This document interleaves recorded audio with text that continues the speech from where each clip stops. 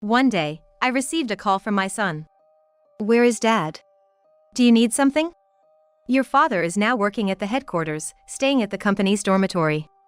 My son, Michael, 23, who left home when he went to college, was silent for a while and then began to speak hesitantly.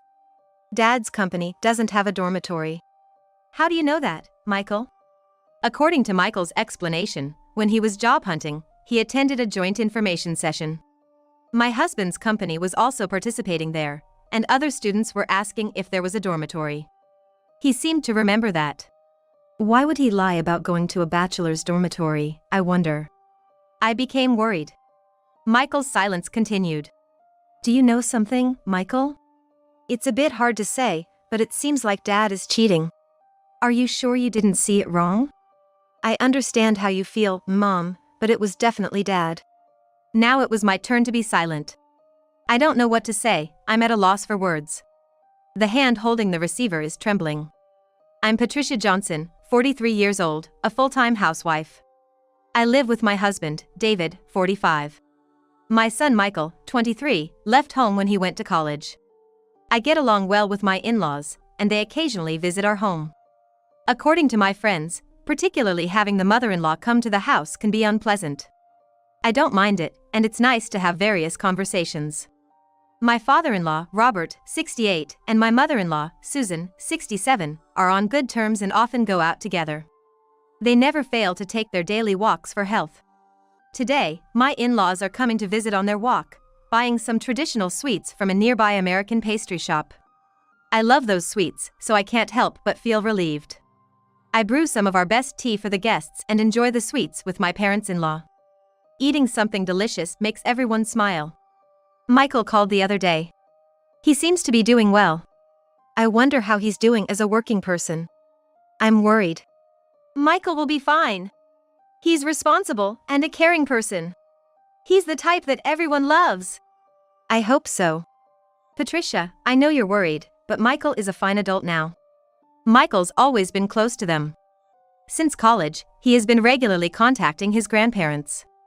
He's a thoughtful child. He always calls me at 8:50 p.m. I wondered why. Noticing my curiosity, my father-in-law began to explain. He probably watches TV dramas from 9 p.m., right?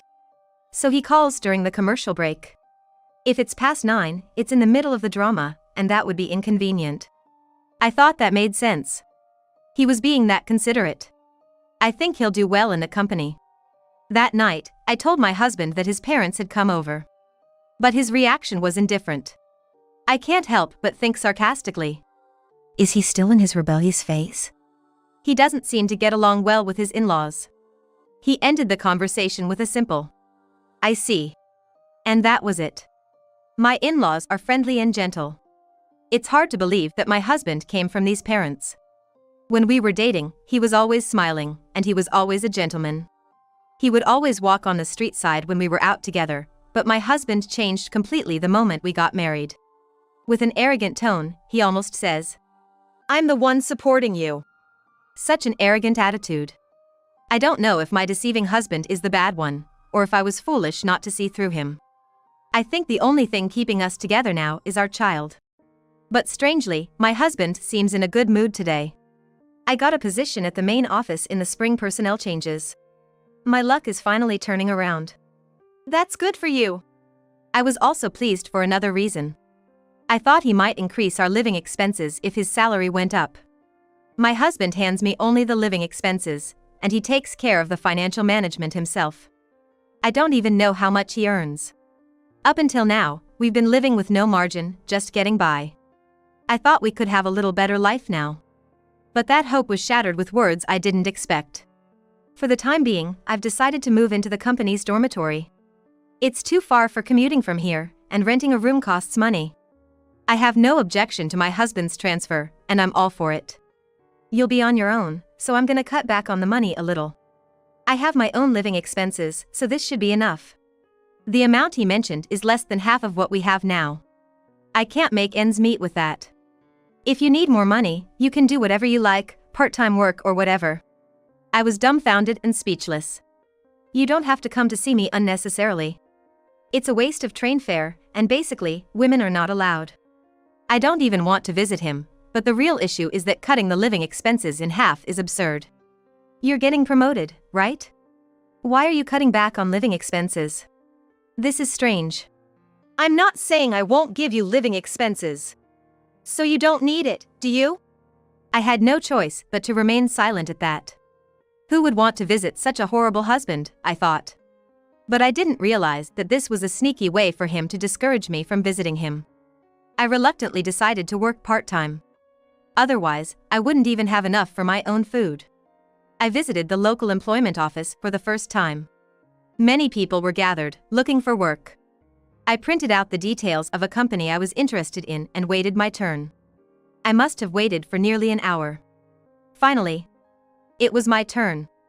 They contacted the other party for me. They said they would interview me right away. It was only one stop away from home and convenient for commuting. The place I asked for was a small office in a mixed-use building.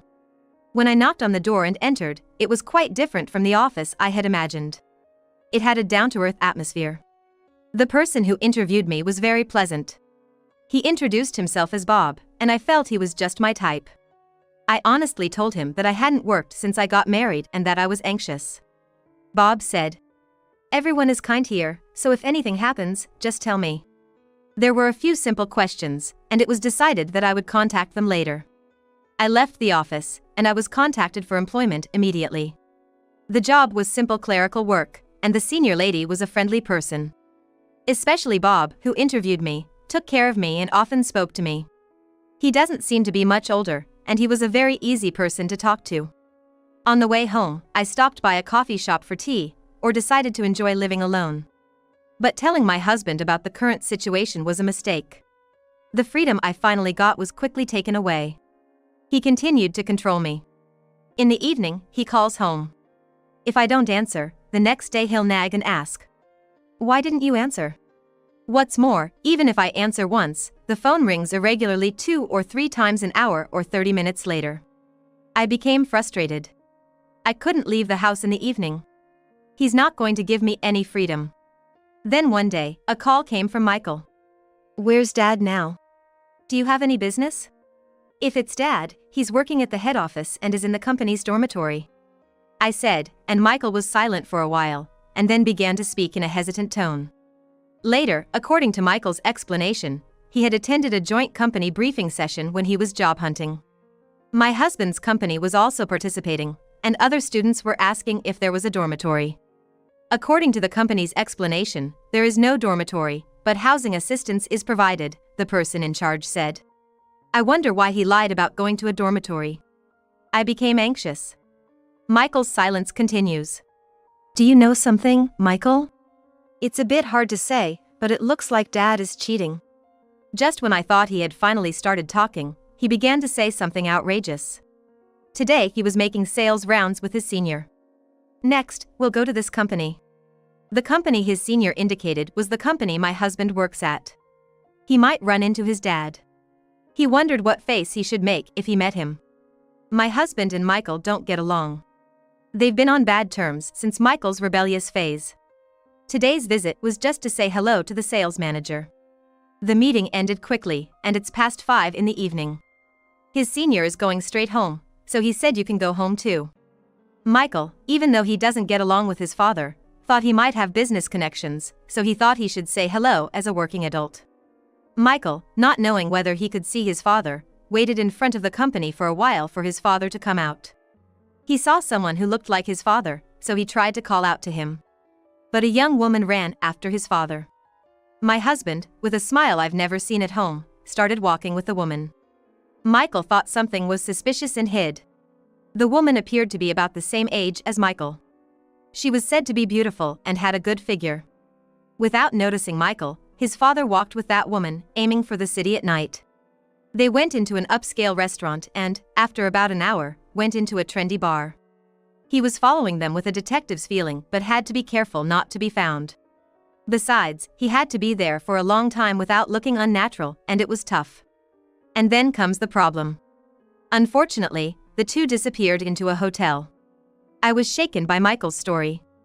"Didn't you mistake him for someone else?" "I know how you feel, Mom, but it was definitely Dad." Now it was my turn to be silent. What should I say? I can't find the words. My hand holding the receiver is shaking. My husband is cheating. And with a woman the same age as my son. My mind goes blank. Mom, it's okay. I'll take care of it, so pretend you don't know for a while. Do you have something in mind? I won't leave Dad like this. I won't forgive him for making Mom sad. I was glad to hear Michael's strong words. The only person I can rely on now is my son. Almost a month has passed since then. During that time, there was no contact from Michael and I became anxious. I continue to receive regular communications from my husband, David, as usual. I wanted to confront him about his affair, but I said nothing, just as Michael advised. The thought of a young woman, particularly one around Michael's age, going to a hotel with David makes my head spin in anger. I dream of the two of them mocking me. You're no longer needed, old hag. Just go away and don't appear in front of us. I don't want to see your miserable face anymore. How many times have I had the same dream? Each time, I wake up, groaning. Even at work, I find myself dozing off. Patricia, you look pale. Are you feeling unwell? I haven't been sleeping well lately. I'm sleep deprived. You must have insomnia. Is something bothering you? I couldn't tell the truth and gave only vague answers. I was going through such unsatisfying days when I received happy news from Michael. He had bought presents for everyone with his first paycheck and wanted to throw a party. It seems he wants to gather at his grandparents' house over the weekend and hand out the presents. You didn't have to go to all this trouble, but I'm glad. I feel that Michael has really become an adult now. I can't give you anything grand, but look forward to it. David hasn't mentioned anything about his affair. I didn't bring it up either, as I didn't want to dampen the celebration. On the day, I went to my parents' house early to help prepare the food for the party. I can't believe he's already working. It feels like he was just carrying his school backpack yesterday. Time flies. We're also getting older before we know it. I feel like Michael's birth was just yesterday. What his grandparents are saying feels very real. David is apparently coming that day too. It's been months since we last met. Should I confront him about the affair? I agonize over it. We line up the dishes that my mother-in-law and I made on the table. The doorbell rings, and it's Michael. You're early. Grandpa and Grandma have been eagerly waiting. Michael, whom I haven't seen in a while, looks a bit more mature. He seems to have tightened up now that he's out in the world. You must be tired, come in and rest. His grandparents are overjoyed that Michael has come. Even his grandfather came out to greet him at the door. I'm glad everyone looks well. Thank you for preparing everything today. Michael is ushered into the living room, surrounded by us. While I'm preparing drinks for everyone, Michael is bombarded with questions. Have you gotten used to work? Are your seniors not bullying you? Are you eating properly? His grandparents have a mountain of questions, firing them off rapidly. Michael answers without a hint of annoyance. My seniors are caring, and I'm gradually being entrusted with work. I'm getting along with everyone. And don't worry about meals, they serve them in the dorm. Knowing that Michael has settled into his company, his grandparents seemed relieved. But David sure is late. The food is gonna get cold. Speak of the devil, the doorbell rings again. Answering it, it's indeed David. I'm sorry for being late. Work just wouldn't end. David apologizes. Dinner is ready. I cooked, focusing on Michael's favorite dishes. Michael is repeatedly exclaiming how delicious it is. In contrast, my husband David is eating with a displeased expression on his face. Dinner is over, and we move to the living room. The time has come for Michael to distribute the presents. First, to Grandpa and Grandma, here's this. What Michael handed to Robert, my father-in-law, was a slender box with a ribbon attached. What could it be? Let's open it. Go ahead, go ahead. It's something Grandpa wanted. Out came a fountain pen from a famous overseas brand. Robert often has occasions to write, and I heard he's been yearning for this pen. I'm impressed that Michael remembered such a conversation. A Japanese fan was sent to my grandmother-in-law. A delicate design is carved into it. It looks quite luxurious. It's a must-have in the summer, right? Be careful with heatstroke. Tears slightly welled up in my in-laws' eyes. We'll take good care of it. We'll treasure it. Don't just store it away because it's so precious. It's meaningless if you don't use it. We understand. We'll definitely use it. This is for you, Mom. It was an elegant brooch. Let's go shopping for clothes together next time. I'll find something that matches this brooch. I feel like tears are going to overflow. My husband David was watching us with cold eyes. I wonder what you're going to give me. I'm looking forward to it. Then, Michael's expression changed dramatically. This is for you, Dad. And Michael handed David a large envelope. David spread the contents of the envelope on the table with a puzzled look. Several photos came out. As soon as he saw those pictures, the blood drained from David's face. He tried to hide the photos in a hurry, but it was already too late. What is this? David glared at Michael. It's not a prank. There's a report inside the envelope, Michael said. Michael took the report out of the envelope. It detailed David's actions. The other woman was Shelby, a 24-year-old colleague in the same department as David. Shock and anger welled up. What are you doing? Having an affair with a woman not much older than your son? Are you out of your mind? Robert angrily questioned David with a filled voice. David shrank back. Normally a gentle person, when angry, he radiated an intense vigor. You spend your salary on this? Use it on something better. David had no excuse and began shouting nonsense. Anger and confusion enveloped the family. It's Dad's fault for using money like this. Apologize to Mom. My mother-in-law Patricia raised her voice and started to cry. I raised him wrong, so he became like this. Patricia, forgive me. It's not your fault, Susan. I helped her up. It's partly my fault too, Susan. You didn't do anything wrong. David, explain yourself. David, seemingly resigned, began to talk about his affair. He said Shelby had joined the company the year before last. David had become in charge of her as the trainer for the new employee. At home, David was blunt, but outside he always portrayed a cheerful man, never without a smile. It seemed only a matter of time before Shelby was attracted to such a David. Perhaps she was influenced by David's behavior, and a little crush had developed. She seemed to find young men unsatisfactory. She was attracted to David, who was a bit of a bad boy, probably because of her family background. Shelby grew up in a single-mother household, probably longing for a fatherly figure in her life. Maybe she was waiting for an invite from her husband. It seems they became romantically involved quickly. It appears she really did get a job at the corporate office. They started living together after renting an apartment. To afford the apartment, they had to cut down on my expenses. He was worried I'd cheat on him because he was cheating on me. This resulted in those persistent evening calls. Even though he was cheating, he couldn't bear the thought of me doing the same. Such a selfish way of thinking, in my opinion. Though I never had any intention to cheat on him. I'm cutting ties with you.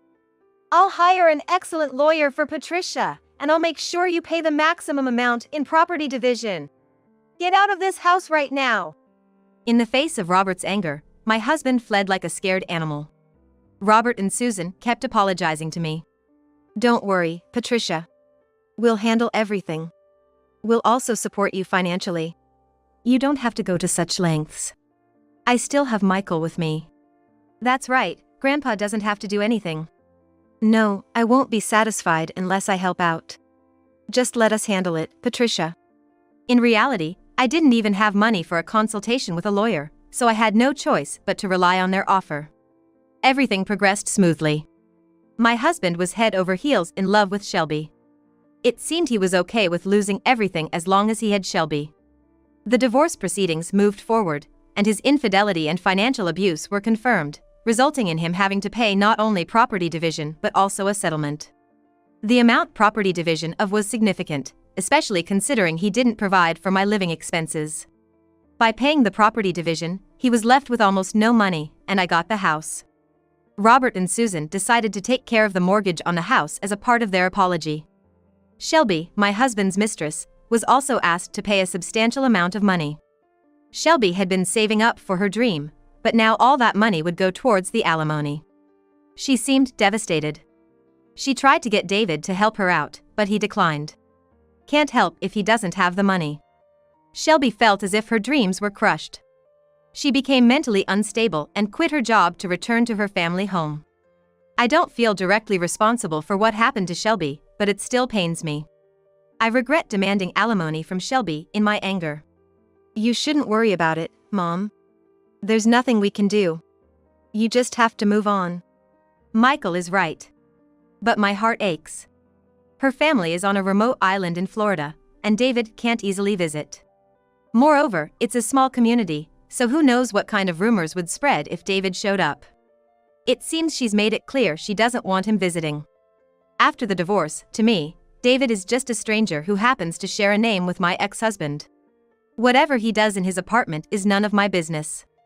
He should just live his own life, but his obsessive nature is just too much to handle. I messed up, please take me back. I realized your worth only after losing you. Shelby was just a fling. David keeps calling me over and over. Lately, I just let him talk, then hang up without saying a word. From what he says, his place seems pretty filthy. He once sent me a picture of his apartment, and it looked like the stench would come out of the screen. I deleted it immediately. They took me off sales duty. I've been messing up a lot, and people say my clothes stink. It's all because of you. It's sickening to think I was once married to this guy. How are you going to take responsibility? After getting caught cheating, from being the top salesperson, now I'm being sidelined to documentation. It's as if they're telling me to quit. Can't he see that it's all his fault? I wonder how many times he's gonna blame others before he's satisfied. Is David even sane anymore? One day, David called again. I'm coming over tonight, be ready. He hung up abruptly. I was terrified. What's David capable of? I hesitated but called Michael, who was on a business trip. Just lock the front door and don't go outside, no matter what. How was he planning to help while being on a business trip? Regardless, I locked all the doors, including the front one, and put on the chain. Night fell. I was too scared to even turn on the lights. While I was trembling in fear, the doorbell suddenly rang. I nearly jumped out of my skin. Someone was banging on the door fiercely. I know you're in there! Open up! David's shouting terrified me, and I crouched down in fear. Then, I heard voices arguing outside, followed by silence. When the doorbell rang again, I saw Robert on the intercom monitor. I rushed to the door and opened it. You can rest easy, I've driven David away. I collapsed in relief right there, crying. My flustered father-in-law followed, then my mother-in-law came in. Don't worry anymore, we won't let him near Patricia. I had them sit down, and while serving tea to them, I thanked them. It's not for Patricia to apologize. We are the ones to blame for raising such a son. My in-laws had come because Michael had contacted them. They had apparently been hiding in the shadows, waiting for David to appear. Tomorrow, I'm gonna have a talk with David. A captain I know is looking for someone. He works in deep-sea fishing, and once you're on the boat, you can't return to the States for a year. We gotta get him on that boat to straighten him out. He's gonna listen to us. Even such a foolish son is still our dear child. Just think of us as foolish parents and have a laugh. Any parent finds their children dear, of course. Patricia, you must have been concerned about David's mistress, Shelby, right? The money has been returned. She seemed fine. I'm sorry for the trouble. It must have been hard, being so far away. And the money. No, keep the money, please. Otherwise, we won't feel right about it. Some time later, I heard from my father-in-law that David had gotten on the ship. Whether David reforms or not is no longer my concern. Now, I'm happy that Michael can participate in a big project at his company. And I hope for nothing but success there. My relationship with my ex-in-laws is good, and they still visit from time to time. You're still young, Patricia. It's too early for you to grow old. Actually, there is someone I've started dating. It's Bob from the company. With my husband's infidelity, I just thought he was a nice person. Going to work every day and talking with Bob, I found myself feeling at peace, but it took a little time to realize that feeling was something more. It was a feeling I hadn't experienced in years. But now that I'm divorced, I can face that feeling honestly, and I confessed. Then, Bob also confessed that he fell for me at first sight during the interview. Like the changing of the seasons, spring has come to me again.